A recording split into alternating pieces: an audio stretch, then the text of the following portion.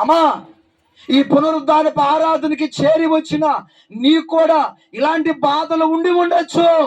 ఈ బాధల్లో నువ్వేం చేయకూడదు చెప్పండి? ఏం చేయకూడదు? వనకూడదు. వణిగిపోయేదానికి దేవుడు నిన్ను కోరుకోలా.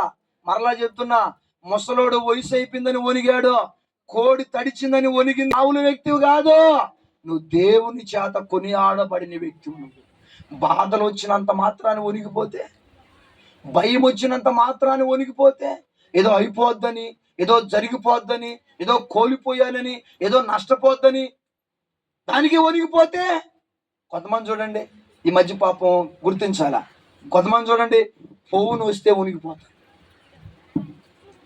ఎవరైనా కొత్త ఫోన్ వచ్చిందా వినాలము, ఎవరైనా కొత్త ఫోన్ వచ్చిందా వణిగిపోతారు.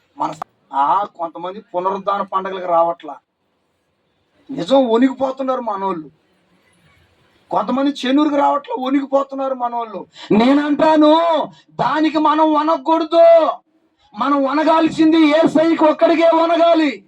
మనం వనగాల్సింది దేవుడికి వనగాలి. మనం వనగాల్సింది ఆయన వాక్యానికి వనగాలి. కానీ రకరకాల బాధలకి మనం వనకూడదు, రకరకాల భయాలకి మనం వనకూడదు, రకరకాల సమస్యలకు మనం ఏం చేయకూడదు, వనకూడదు. వణిగే వ్యక్తులుగా మనం ఉండకూడదు. దేవునికి స్తోత్రం కలుగును గాక. చప్పట్లు కొట్టి దేవుని నామాన్ని కనపరచండి. కొట్టండి గట్టిగా, హల్లెలూయా. కొట్టండి గట్టిగా.